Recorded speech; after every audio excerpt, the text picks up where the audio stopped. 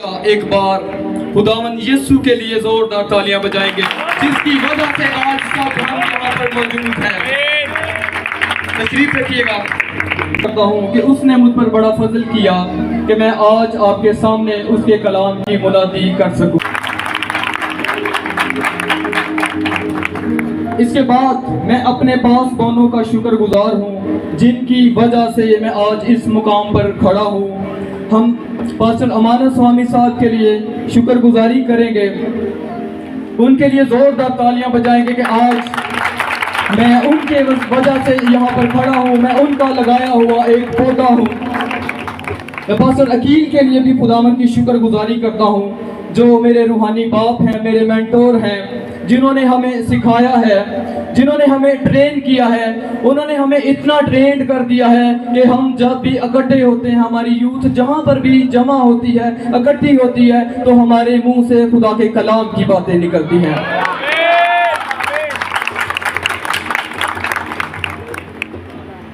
आज का हमारा मज़मून आपने देखा होगा, सामने लिखा है कलीसिया की तरक्की में नौजवानों का किरदार। इससे पहले कि मैं अपने टॉपिक की तरफ आऊं, मैं आपको बताना चाहता हूं कि इंसानी जिंदगी पर अगर हम गौर करें तो इंसानी जिंदगी के अंदर 4 अदवार आते हैं। पहला दौर जो इंसानी जिंदगी के अंदर आता है वो शीरखारी का दौर है, और दूसरा दौर जो इंसानी जिंदगी के अंदर आता है वो बचपन का दौर है, और तीसरा दौर जो इंसानी जिंदगी के अंदर आता है वो नौजवानी का दौर है, और चौथे नंबर पर इंसानी जिंदगी में जो दौर आता है वो बुढ़ापे का दौर है। अजीजों, मैं आपको बताना चाहता हूँ कि इन 4 अदवार में से सबसे खास और सबसे अहम दौर जो इंसानी जिंदगी के अंदर आता है वो नौजवानी का दौर होता है।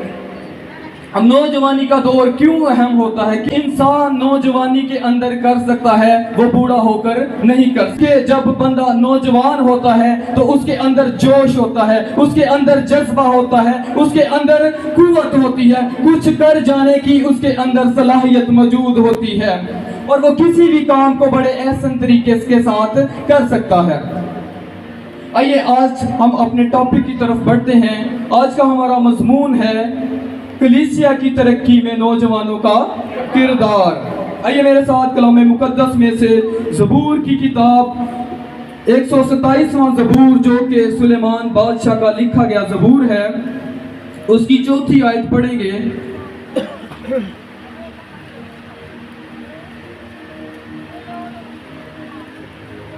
निकाल लिया सबने? खुदावन के कलाम में लिखा है, जवानी के फर्जंद ऐसे हैं जैसे जबरदस्त के हाथ में तीर। मेरे साथ बोलिएगा, जवानी के फर्जंद ऐसे हैं जैसे जबरदस्त के हाथ में तीर। अजीजो, सुलेमान बादशाह बड़ी खूबसूरत बात करता है कि जवानी के फर्जंद ऐसे हैं जैसे जबरदस्त के हाथ में तीर। अगर हम अपनी जिंदगियों पर गौर करें, अपनी कलीसियाओं पर गौर करें, अपने लोगों पर गौर करें, तो हम देखते हैं कि हमारे नौजवान कैसे हैं। हमारे नौजवान जो हैं वो गलियों कूचों में खड़े नजर आते हैं, शराब की लत उनको लगी हुई है, नशे की हालत में नजर आते हैं। हमारे नौजवान जो हैं वो चर्चित से हमें दूर नजर आते हैं, हमारे नौजवान खुदा से दूर नजर आते हैं। हमारे नौजवान वो अपने जो खुदा के खुदाम हैं उनके नाफरमान नजर आते हैं, अपने माँ बाप के नाफरमान नजर आते हैं। लेकिन सुलेमान बादशाह बड़ी खूबसूरत बात करता है कि जवानी के फर्जंद ऐसे हैं जैसे जबरदस्त के हाथ में तीर। और हमारे नौजवान जो हैं वो अपना वक्त जाया करते हमें नजर आते हैं, बुरी सोहबतों के अंदर पड़े हुए हैं, बुरे कामों के अंदर हमें मसरूफ नजर आते हैं। आज हमारे नौजवान जो हैं वो हमें तालीम से दूर नजर आते हैं। और मैं आपको एक बात बताना चाहता हूँ, अगर हमारे नौजवान जो हैं वो कुछ आला तालीम हासिल कर लें तो उनका मेयार ही अलग हो जाता है। वो अपने आप को कोई शय समझने लग जाते हैं, वो दूसरों को अपनी नज़र में हकीर जानने लगते हैं। एक यूथ फेस्टिवल के अंदर जब उसका एख्तिताम हुआ तो ऑडियंस को भी बात करने का मौका दिया गया। वहाँ पे एक लड़की खड़ी हुई जो काफ़ी पढ़ी लिखी थी, उसने उठकर एक बात कही। उसने कहा कि हमारे नौजवान बुरी सोहबतों के अंदर रहते हैं, कानों में मुंदरियां पहनते हैं, बालियां पहनते हैं, नशों में लगे रहते हैं, अपना वक्त ज़ाया करते रहते हैं, अनपढ़ होते हैं। क्या बोला उसने? अनपढ़ होते हैं। तो अगर मुझे मेरे मयार के मुताबिक मसीही नौजवान ना मिला तो मैं किसी गैर मसीही के साथ शादी कर लूँगी। नौजवान लड़कों, ये आपके लिए बड़ी शर्म की बात है। बाकी ये यहाँ तक तो ठीक था कि वाकई कुछ नौजवान हमें ऐसे दिखने को मिलते हैं, लेकिन जो आखिर में उसने बात की वो बात सरासर गलत की थी। वो बात उसने कलाम के खिलाफ की थी, क्योंकि खुदा के कलाम में लिखा है, बेईमानों के साथ ना हमवार जुए में ना जुतो। तो उसी हाल में बैठी हुई एक और लड़की को मौका दिया गया। उसने उठकर कहा कि मैं इस बहन से डिसएग्री करती हूँ, मैं इस बहन से ना इत्तफाकी करती हूँ। उसने कहा कि मैं भी पढ़ी लिखी हूँ, लेकिन अगर मुझे मसीही नौजवान अनपढ़ भी मिला तो मैं उससे शादी करूंगी, बशर्ते कि वो ईमानदार हो। आइए उस नौजवान लड़की के लिए जोरदार तालियां बजाएं। आज का नौजवान हमें बुरे कामों में नजर आता है, बदी के कामों में मसरूफ नजर आता है। आज के नौजवान को अबलीस ने घेरा हुआ है, उसके जहनों पर अबलीस ने कब्जा किया हुआ है। आज का नौजवान कहता फिरता है, ये जवानी है दीवानी, ये जवानी है मस्तानी, लेकिन काश आज का नौजवान ये कहना शुरू कर दे, ये जवानी है रूहानी।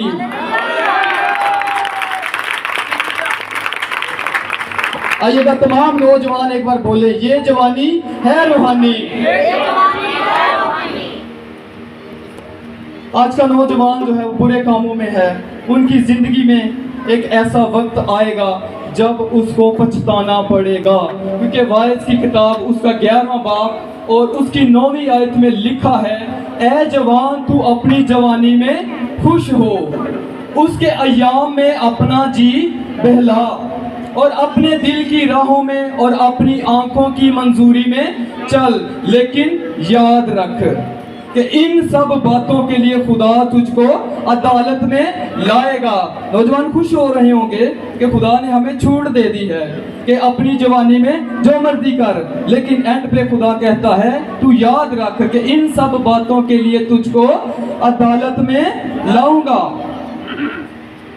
ऐ नौजवानों, हमें हर उस काम से बाज रहना है जिसकी वजह से हम खुदा की नज़र में गुनहगार होते हैं और जिन कामों की वजह से हमें पछताना पड़े। आइएगा बाइबल मुकद्दस में से एक ऐसे किरदार पर गौर करते हैं जो माँ के पेट से ही खुदा का चुना हुआ था, जो खुदा का नज़ीर था, जो खुदा के हुक्मों के मुताबिक चलता था, जो खुदा के ताबे था, जो खुदा के साथ कमिटेड था। वो फरिश्ते से अपनी माँ के वादे का पाबंद था,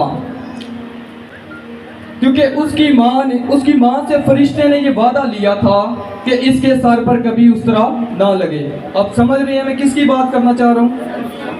मैं समसून की बात करना चाह रहा हूँ, जिसको खुदा ने गैर मामूली जिस्मानी ताकत दे रखी थी, और इसी ताकत की वजह से अगर शेर उस पर हमला करता तो वो उस शेर को बकरी के बच्चे की तरह चीर देता। और खुदा का हुक्म मानने से जो उसको ताकत मिली हुई थी, वो गधे के जबड़े के साथ हजारों की तादाद को मार गिराता। उसकी जिंदगी में एक औरत आती है जिसका नाम दलैला है, वो उसकी जिंदगी को बर्बाद करके रख देती है। वो दलैला की मोहब्बत में इस कदर खो जाता है, गिरफ्तार हो जाता है कि जो खुदा का हुक्म था कि तेरे सर पर उसरा ना लगे, वो उसको भूल जाता है। जो फिलिस्तियों के सरदार थे, उन्होंने दलैला को भेजा कि तू समसून के पास जा, उसे फुसला कर उसकी शाहजोरी का राज भेद पता कर। बड़ी कोशिश की इसने, लेकिन वो हर बार टालता रहा। 3 बार इसने समसून से पूछा कि मुझे बता तेरी शाहजोरी का राज क्या है। तो शमसून तीनों बार उससे झूठ बोलता रहा, उसे टाल मटोल करता रहा। लेकिन अजीजों, चौथी बार जब हुआ तो उसने, दलैला ने उसे अपनी चिकनी चुपड़ी बातों में ले लिया। उसने कहा कि तू तो मुझसे मोहब्बत ही नहीं करता, तू मुझे चाहता ही नहीं है, तू मुझे धोखा देता है, तूने मुझे तीनों बार धोखा दिया है और ये ना बताया कि तेरी शाहजोरी का राज क्या है। फिर शमसून उसकी बातों में आ गया। उसने क्या किया, तंग आकर अपना दिल खोलकर उसे सब कुछ बता दिया। आज भी नौजवान ऐसे हैं जो औरतों की चिकनी चुपड़ी बातों में आकर अपने खुदा को भूल जाते हैं, अपने खुदा के हुक्मों को भूल जाते हैं, अपने खुदा की ताबेदारी को भूल जाते हैं और अपना दिल जो है वो गैर औरतों के सामने खोलकर रख देते हैं। और फिर जब शमसून ने उसको ये बताया कि मेरे सर पर कभी उस तरह नहीं फिरा, अगर मेरी सातों लटें काट दी जाएं तो मेरी ताकत जाती रहेगी और मैं कमजोर आदमियों सा हो जाऊंगा। तो जब दलैला को ये राज पता चला तो उसने फिलिस्तियों के सरदारों को ये कहलवा भेजा कि अब की बार आओ। पहले भी वो आते रहे हैं लेकिन शमसून उनको शिकस्त देता रहा है। तो उसने फिर बोला कि अब की बार आओ, और एक जो फिलिस्तियों का बंदा था उससे उसने उसकी लटें कटवा दी। और फिर उसने शमसून को हिलाया कि उठ, फिलिस्ती तुझ पर आ चढ़े हैं। लेकिन अब की बार फिर शमसून उठा, वैसे ही दलेरी से उसने अपने आप को झटका। लेकिन अजीजों, मैं आपको बताना चाहता हूं कि वो खुदा का हुक्म तोड़ चुका था।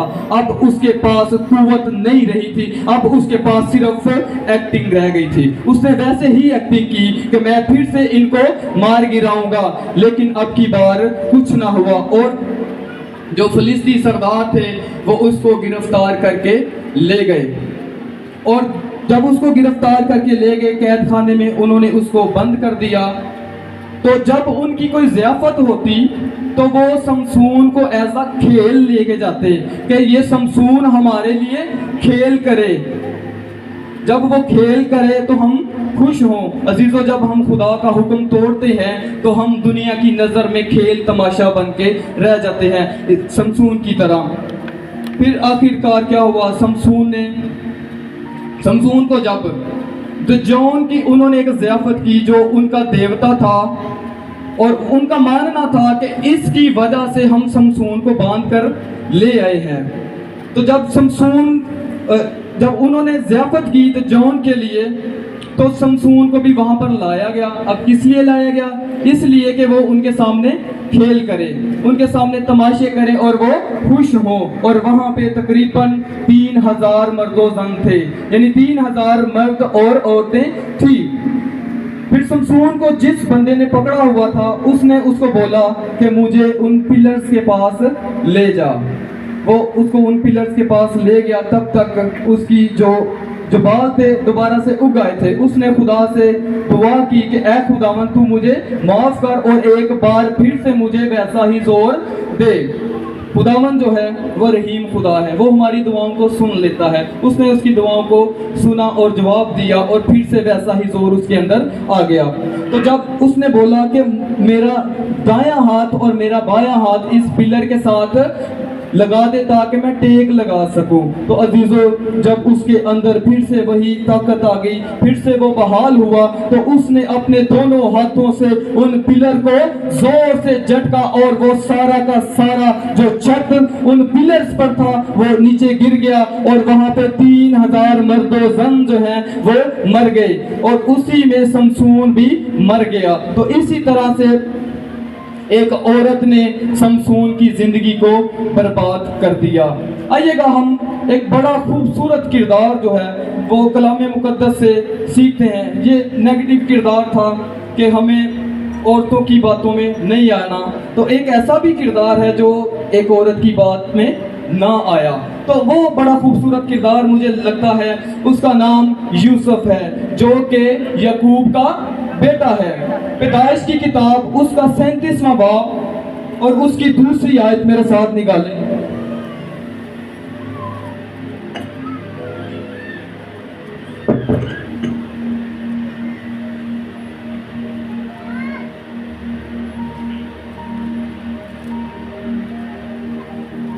यहाँ पे लिखा है यकूब की नस्ल का हाल ये है कि यूसुफ 17 बरस की उम्र में अपने भाइयों के साथ भेड़ बकरियां चराया करता था। उम्र कितनी बताई गई इसकी? 17 साल। अजीजों, खुदा के रूह ने मूसा की मार्फत पैदाइश की किताब में उसकी उम्र लिखवाई। खुदा हमारी उम्रों पर, हमारी एजेस में इंटरेस्ट रखता है। खुदा ने इसलिए इसकी उम्र लिखवाई ताकि आने वाले वक्तों में जो लोग, जो जवान 17 साल के हों या इसके आसपास के हों, मैं उनके साथ कलाम कर सकूं। और लिखा है, आगे पढ़े तो लिखा है, ये लड़का अपने बाप की बीवियों बिल्हा और जिल्फा के बेटों के साथ रहता था और वो उनके बुरे कामों की खबर बाप तक पहुंचाता था। देखो, 17 साल की उम्र है और इतनी अवेयरनेस है इस नौजवान के अंदर, इतनी रोशनी है इस नौजवान के अंदर, इतना शौर है, इतना ट्रेंड किया गया है इसको कि इसको नेकी के काम और बदी के काम, खुदा के काम और शैतान के काम, खुदा की सारी मालूमात और इब्लीस की सारी मालूमात की जानकारी है। ये रिकॉग्नाइज कर लेता है कि कौन से काम बदी के हैं और कौन से काम नेकी के हैं। 17 साल की उम्र है इस बच्चे की और ये जब देखता है कि उसके भाई बुरे कामों में पड़े हैं, बुरे काम करते हैं, तो ये खबर किसको देता था?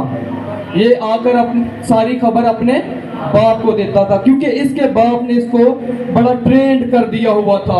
आजकल के बच्चे जो हैं वो हाइड कर जाते हैं, छुपा लेते हैं, अपने माँ बाप को कुछ भी नहीं बताते, वो पर्दा डालते हैं। आजकल के नौजवान जो हैं वो अपने माँ बाप को इसलिए भी कुछ नहीं बताते क्योंकि उनके माँ बाप का रवैया उनके साथ ठीक नहीं होता। जो माँ बाप यहाँ पे बैठे हुए हैं, मैं उनको बताना चाहता हूँ कि अपने बच्चों के साथ अपना रवैया ठीक रखें ताकि वो हर बात, वो चाहे बुरी हो चाहे अच्छी हो, वो आपको बता सके और आप उनको बेहतर तौर पर गाइड कर सके। अगर आप उनको गाइड नहीं करेंगे तो कोई और उनको गाइड करेगा। फिर क्या होगा कि ना सिर्फ उस नौजवान का सत्यानाश होगा बल्कि पूरा खानदान बर्बाद होके रह जाएगा। नौजवानों, इस बात पर गौर करें कि हम कितनी सच्चाई अपने पेरेंट्स को बताते हैं। यूसुफ की उम्र पर गौर करें, 17 साल की उम्र है। आप सोचें कि आपकी उम्र कितनी है? आप सोचें कि क्या आप खुदा को जानते हैं? आप सोचें क्या आप में नेकी और बदी में रिकॉग्नाइजेशन की रोशनी है? आइएगा हम पैदाइश की किताब उसका 39वां बाब और उसकी दूसरी तीसरी आयत को पढ़ेंगे।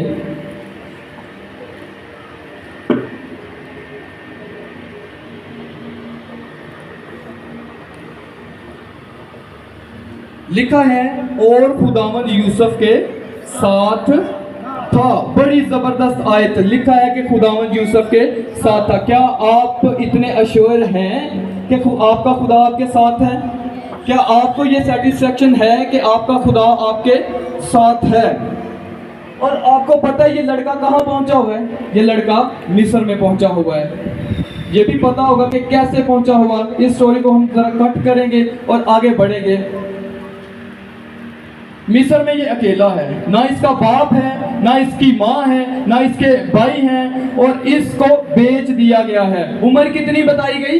17 साल। और ना इसके पास कोई है, ना इसको कोई कलाम सुनाने वाला है, ना कोई इसको गाइड करने वाला है, ना कोई इसकी रहनुमाई करने वाला है और ना कोई इसकी क़यादत यहाँ पे कर रहा है। लेकिन 17 साल से पहले ही इसकी बुनियादें इतनी मजबूत कर दी गई है, इसका ईमान इतना मजबूत कर दिया गया है कि ये चाहे मिस्र में रहे, चाहे यूरोप में रहे, चाहे दुनिया के किसी भी कोने में रहे और जहां भी जाएगा इसका खुदा इसके साथ होगा।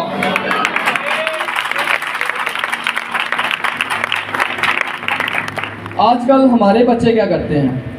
ये मिस्र में अकेला है। हमारे बच्चे क्या करते हैं? शुक्र करते हैं कि माँ बाप घर से निकले। वो खुफिया रिलेशंस बना लेते हैं और डरते हैं कि हमें कोई देख तो नहीं रहा। उनकी ज़िंदगियों में डर बैठ जाता है। आप जानते हैं कि ये किस हालत में मिस्र में पहुंचा हुआ है, लेकिन खुदा ने मूसा की मार्फत पैदाइश की किताब में लिखवाया कि इसका खुदा इसके साथ है। अगर हम तीसरी आयत को पढ़ें तो वहां पे लिखा हुआ है, और उसके आका ने देखा। क्या देखा उसके आका ने? कि खुदा यूसुफ के साथ है, गैर कौम के घर में रहता है। अजीजों, हम भी पाकिस्तान में रहते हुए अक़लियती हैं।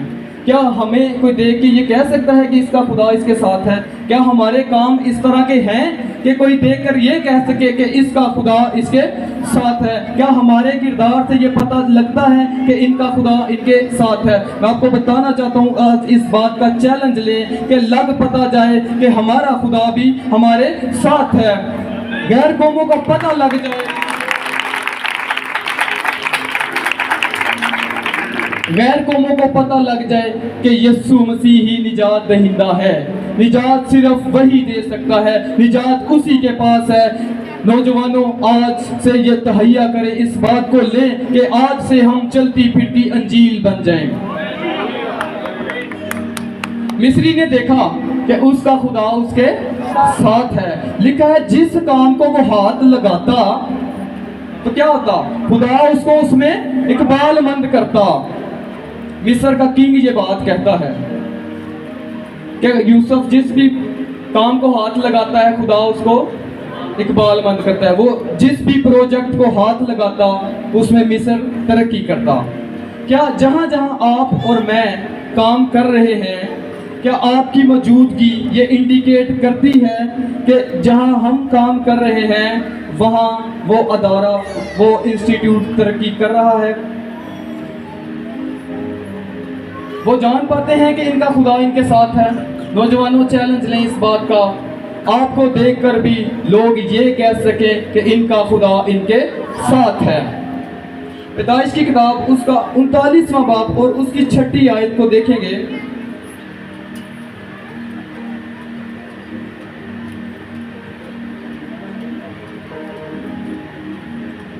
लिखा है, 6ठी आयत का आखिरी हिस्सा हम पढ़ेंगे। लिखा है और यूसुफ खूबसूरत और हसीन था। शायद हर हफ्ते फेशियल करवाता होगा या रोजाना क्रीम लगाता होगा। नहीं अजीजों, वो नेचुरल ब्यूटीफुल था। और कहा जाता है कि उस जमाने में उस जैसा खूबसूरत कोई ना था। आजकल के नौजवान खूबसूरत नजर आने के लिए बड़े टशन करते हैं, अजीब अजीब से कपड़े पहन लेते हैं, कानों में बालियां, मुंदरियां पहन लेते हैं, फटे हुए कपड़े उनके हमें नजर आते हैं। वो अपने आप को खूबसूरत शो करवाना चाहते हैं। लेकिन अजीजों, मैं आपको बताना चाहता हूँ कि यूसुफ जो है वो नेचुरल ब्यूटीफुल था। He was natural beautiful, he was so beautiful. लेकिन उसने कभी अपनी खूबसूरती पर फख्र नहीं किया था। उसने कभी ये नहीं कहा था कि मेरे जैसा तो मॉडल कोई है ही नहीं। यूसुफ के बारे में लिखा है कि खुदा उसके साथ था। ये है ब्यूटी। आप भी खूबसूरत हो सकते हैं। कब? जब आपका खुदा आपके साथ होगा। आइए आज कहना शुरू करें, मैं खूबसूरत हूँ। आइए कहिए, मेरा खुदा मेरे साथ है।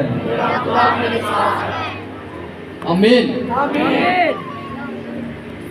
यूसुफ खूबसूरत और हसीन था। कभी उसने अपने आप पर फख्र नहीं किया था। क्यों? क्योंकि बाइबल में लिखा है हुस्न धोखेबाज और जमाल बेसबात है, इसकी कोई वैल्यू नहीं है। खुदावंद आपकी आउटर ब्यूटी पर नजर नहीं रखता। खुदावंद आपके बातन को देखता है। खुदावंद आपके इनर की खूबसूरती को देखता है। अगर आपके अंदर खुदा है, अगर आपके अंदर यीशु है, अगर आपके अंदर रूहुल कुद्स है, तो चाहे आप मिस्र में हो या दुनिया के किसी भी कोने में हो, खुदा आपको पॉपुलर करेगा, खुदा आपको ब्लेस्ड करेगा, खुदा आपको सक्सेसफुल करेगा।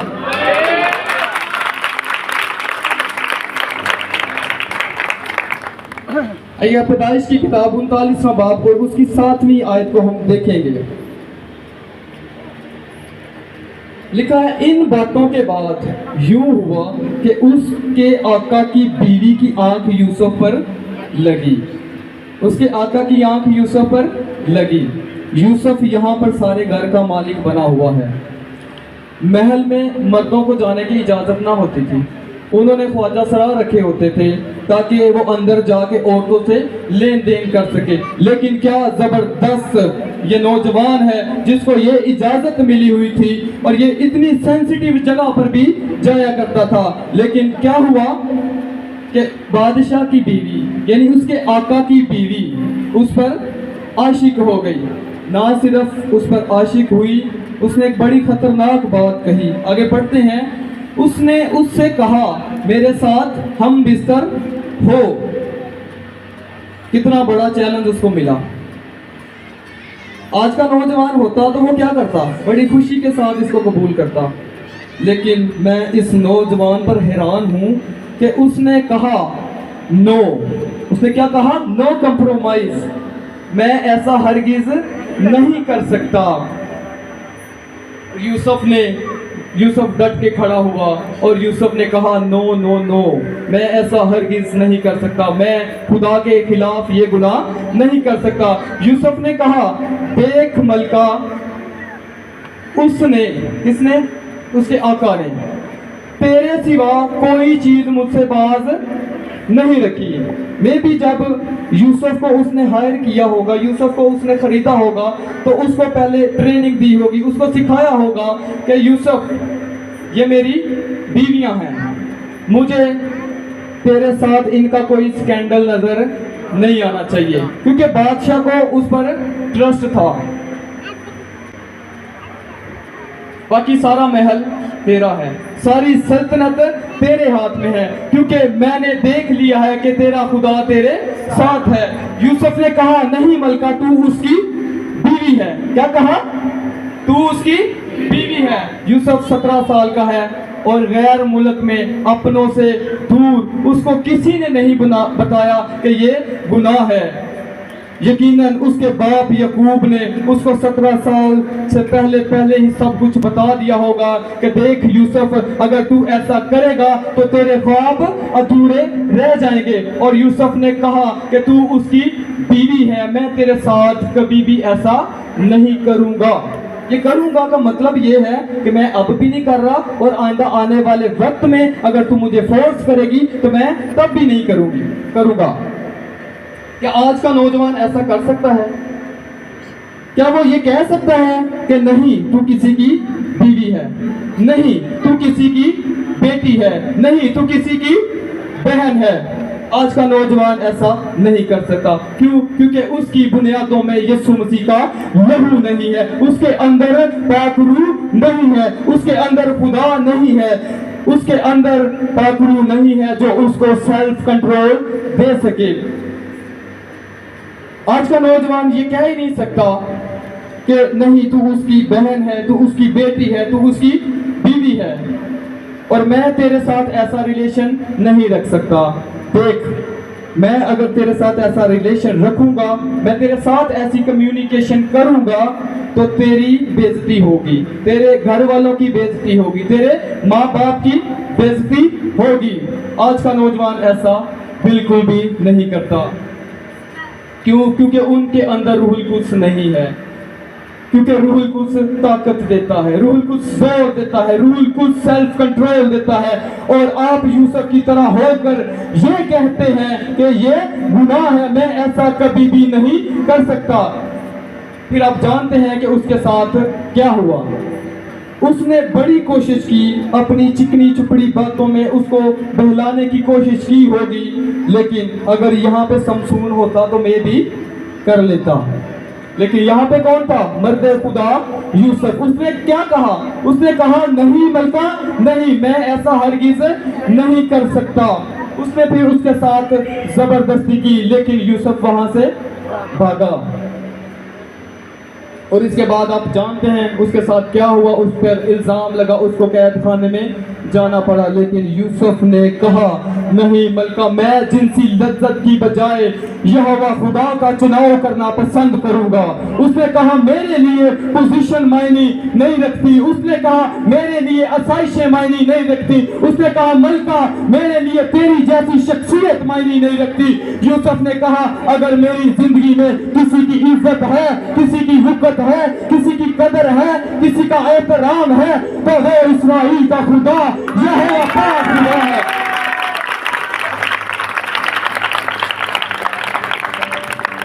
यूसुफ ने हरामकारी की बजाय खुदा का चुनाव करना पसंद किया। उसने कहा भला मैं क्यों ऐसी बदी करूं और खुदा का गुनहगार रहूं। नौजवानों, आप भी अपनी कौम के लिए इज्जत और फख्र का बायस बन सकते हैं। आप भी अपनी कलीसिया के लिए तरक्की का बायस बन सकते हैं। बहनें सोच रही होंगी कि दो मर्दों की ही बात बता दी, हमें तो कुछ बताया ही नहीं। बहनों के लिए एक किरदार बाइबल मुकद्दस से मलका आस्तर का किरदार। मलका आस्तर एक दलेर जुर्रतमंद यहूदी औरत थी। उसने अपनी जुर्रत और जानिसारी से अपनी कौम को दुश्मनों से बचा लिया जो उनके नामो निशान मिटाने पर तुल गए थे। मलका आस्तर जो है वो खूबसूरत होने के साथ साथ पकीज़ा और खुदा के हुजूर झुकने वाली थी। अब स्टोरी को जानते हैं सारी कि मर्दिका का और हमान का किसी बात पर मिसअंडरस्टैंडिंग हो गई। मर्दकी ने हमान को सिजदा ना किया तो हमान को गुस्सा आ गया, तो उसने कहा कि सिर्फ मर्दकी से बदला लेना मेरे लिए क्या है, मेरी शान के खिलाफ है। तो उसने कहा मैं पूरी यहूदी कौम को तबाह बर्बाद कर दूंगा, पूरी यहूदी कौम का निशान मिटा दूंगा। जब हमान के कहने पर बादशाह ने पूरी यहूदी कौम को मारने की ठान ली, तो मर्दकी जो आस्तर का कज़न था, इसने आस्तर को पाला हुआ था, उसने ये कहलवा भेजा कि मलका आस्तर, बादशाह ने सारी यहूदी कौम को मारने का हुक्म जारी कर दिया है, तो तू क्या कर, तू बादशाह के पास जा, बादशाह के हुजूर जा, उसकी मिन्नत कर और उससे उसके हुजूर अपनी कौम के लिए दरख्वास्त कर। लेकिन यहाँ पर भी एक मसला था। वो मसला ये था कि बादशाह ने तो इसको 30 दिन से अपने पास बुलाया ही नहीं था, और ये बादशाह का कानून था कि अगर वो किसी को ना बुलाए और वो बिन बुलाए उसके पास चला जाता तो उसको कत्ल करवा दिया जाता। फिर इसने क्या किया, इसने रोज़ा रखा। क्या रखा? ना सिर्फ खुद रोज़ा रखा बल्कि अपनी सहेलियों को भी रोज़ा रखवा दिया। इसने एक दुआया ग्रुप कायम कर लिया। क्या आज की बहनें ऐसा करती हैं? क्या आज की बहनें, क्या आज की बेटियां अपनी कौम के लिए इतना पैशन रखती हैं? मलका आस्तर ने क्या किया, रोज़ा रखा और पूरी अपनी सहेलियों को भी रोज़ा रखवा दिया। और बादशाह अगर बिन बुलाए तो बादशाह के पास जाता तो बादशाह उसको कत्ल करवा देता। लेकिन यहाँ पर एक फेवर है हमें जो मिलती है, वो ये है कि अगर कोई बिन बुलाए बादशाह के पास जाता तो बादशाह अपना सोने का असा उसकी तरफ बढ़ा देता तो उसे बख्श दिया जाता। तो यूं हुआ कि मलका आस्तर जब उसने 3 दिन रोजे रखे और उसने दुआ में वक्त गुजारा तो वो बादशाह के पास चली गई। उसके अंदर दिलेरी आ गई। अजीजों, दुआ करने से हमें दिलेरी मिलती है, रोजे रखने से हमें दिलेरी मिलती है। उसके अंदर दिलेरी आ गई और दिलेरी इस कदर आ गई कि उसने कहा मैं बादशाह के पास जाऊंगी, मैं हलाक हुई तो हुई, अपनी कौम के लिए मरने के लिए तैयार है। ये क्या आज की बहनें इस कदर अपनी कौम के लिए दर्द रखती हैं? अगर नहीं रखती तो आज से अपनी कौम के लिए, अपनी कौम की तरक्की के लिए, अपनी कलीसिया की तरक्की के लिए ये दर्द रखना शुरू कर दें। और वो बादशाह के हुजूर गई और बादशाह ने अपना सोने का असा उसकी तरफ बढ़ाया। उसने सारी बात बादशाह के साथ शेयर की और फिर क्या हुआ। देखिए दुआ और रोजे में कितनी कुदरत है। जो हमान ने सूली मर्दगी के लिए बनाई थी उस पर उसे खुद चलना पड़ा। आज हमारी कौम की बेटियों में अपनी कौम के लिए इतना पैशन है, इतना जज्बा है। क्या हमारी कौम की बेटियां अपनी कौम के लिए इतना दर्द रखती हैं कि आज की बेटी अपनी कौम की तरक्की के लिए इतना बोझ रखती है। मलका ने अपनी जान की परवाह नहीं की और बगैर बुलाए बादशाह के हुजूर पहुंची और बादशाह ने उसकी तरफ अपना सोने का आसा बढ़ाया। अजीजों, ये किसका जवाब था? उसकी दुआओं का जवाब था, उसके रोज़ों का जवाब था। फिर क्या हुआ? फिर सारी कौम जो है वो बच गई और जिसने ये सारा शतरंज रचा था उसको खुद उस सूली पर चढ़ना पड़ गया। अगर आपको अपनी कलीसिया, अपनी कौम की तरक्की के लिए जान का नजराना देना पड़े तो दरेग ना करे, क्योंकि आपका खुदा आपके साथ है जो आपको फतह, बल्कि फतह से बढ़कर गलबा देने की कुदरत रखता है। खुदावंद मुझे और आपको इस कलाम के वसीला से बरकत बख्शे। आमीन।